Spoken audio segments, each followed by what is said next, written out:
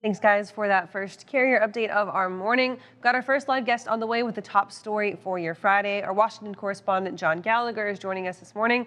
Some big news coming out of the Biden administration. John, welcome to FreightWaves Now. Hi, Kaylee. Thanks.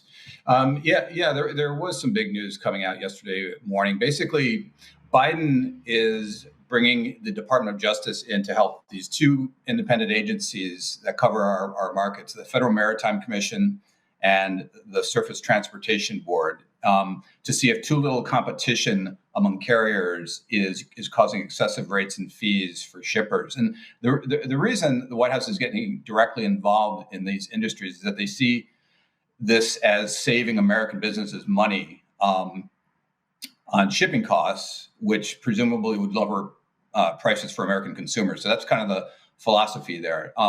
The White House has not yet put out the actual executive order yet, just kind of a summary fact sheet this morning. But Jen Psaki, who's the White House press secretary, she said yesterday that both of these sectors, ocean and rail shipping, have grown more concentrated over time.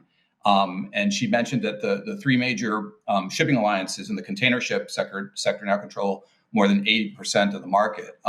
I don't know if that 80% is accurate or not, but the FMC chairman told me yesterday that there's a difference between having independent companies controlling that much of the market and having it controlled by alliances. The alliances that serve the U.S., I believe, are made up of about 10 separate shipping companies or so. So they're not legally allowed to price as a block, but they're basically there to share vessel space for their containers. But it is the FMC's job to monitor these alliances and ensure they're not taking advantage of their market power. And Daniel Maffei, the chairman, said he's pretty happy that he's getting the support of the president and the Justice Department, because the FMC has been conducting these investigations for the past year over excessive container fees and late fees and denying services to the U.S. exporters.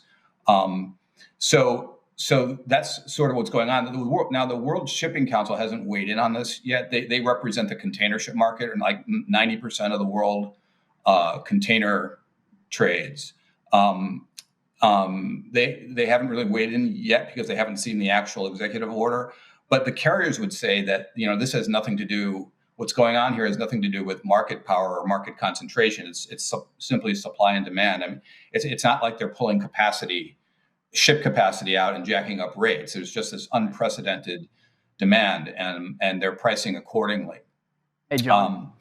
Hey, John, this is Andrew. Sorry to stop you. Welcome again to FreightWaves Now. I just wanted to ask, isn't price gouging kind of the foundational prerequisite for one of these types of executive orders? Is that what's going on? Is that kind of what the carriers are saying, that we're not price gouging, we're just trying to keep up with this crazy demand?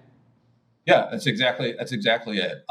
But they've been getting Biden, since he took office, has been getting all this pressure from the shipper side and exporters about these excessive rates and fees, which they do have a point. I mean, the FMC would say that, they're not doing price gouging, but when you have so little, when you do have a concentrated market, even if it is alliances, when there is sharp demand like this, it just makes it that much tougher, because it's not like the container carriers can just put in more capacity to deal with the high demand. So in other words, they have a point when the shippers say it's so much easier for them to jack up rates when it's hard to put in capacity like that. So that's something that they got to monitor too.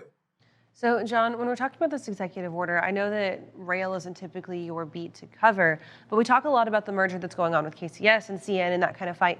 Will this executive order have any bearing on that merger as it tries to move through the Surface Transportation Board, or is that kind of outside of their scope of play on this executive order? It's not outside the scope.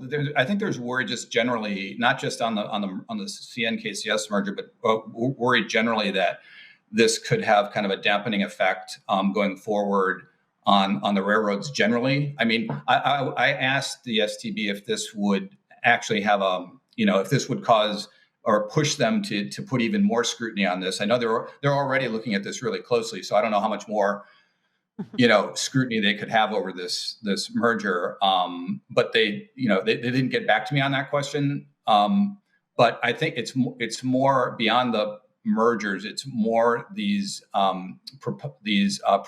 proceedings at the STB that have on rail rates and allowing for more competitive access and allowing more sharing of rail lines of these four major railroads that kind of have that have all of the market basically. The thought is that this executive order is going to push the STB to take up these proceedings they've been sort of languishing there for the last couple of years or so. John, on the ocean side, I'm just thinking, a lot of these companies that are running these container ships, they're not American companies. Like, what can the American government do through this executive order? Like, what kind of actions can they actually take? I know that's the thing. I don't think, from what I understand, they can't do a lot since the U.S. government obviously doesn't control these Chinese companies. So that's a whole other issue there. The Justice Department if they get involved here, I guess they're going to have to sort out where their oversight starts and ends on that, because that's exactly what the World Shipping Council has said as well. They don't have control over these Chinese carriers. So I guess they could go to some sort of trade policy and try to figure it out that way. But from a Federal Maritime Commission standpoint that regulates the international trades as affects the U.S. markets, it doesn't seem there's a lot FMC could do on that. Yeah, it sounds like a super messy situation, really. John, let's switch gears to NHTSA for a moment and the crash date order for autonomous trucks. Can you tell us a little bit about what you found out there? Yeah, they put out the NHTSA, the Highway Traffic Safety Administration, put out an order it's a standing general order, which is sort of rare actually, issued to 108 companies that work in the autonomous vehicle space, asking them to very quickly report crash data involving any vehicles, trucks or cars that use their technology. So the gist of it is, any crash the gist of this order is that any heavy truck with a level 2 autonomous system or higher, in which there's like a hospital injury or fatality, or it involves a pedestrian or bicyclist, they have to report within a day of learning of this crash. And these reports have to be updated like monthly for any information that emerges. And the information has to include like make and model, type of autonomous system that was being used, telematic data. It's a bunch of stuff. And so the NHTSA plans to post this monthly, this crash data monthly up on their website. I didn't think too much about this when it came out. Beyond the fact that NHTSA legitimately has concern about crashes and using crash data to help inform policy, but it turns out that this wasn't really, there was nothing routine about this, that the autonomous driving industry did not, they didn't see this coming at all, which from what I understand is not usually what happens. Usually you have a proposed rulemaking or, a period of information gathering before soliciting input, but it wasn't the case in this. So they were kind of caught off guard.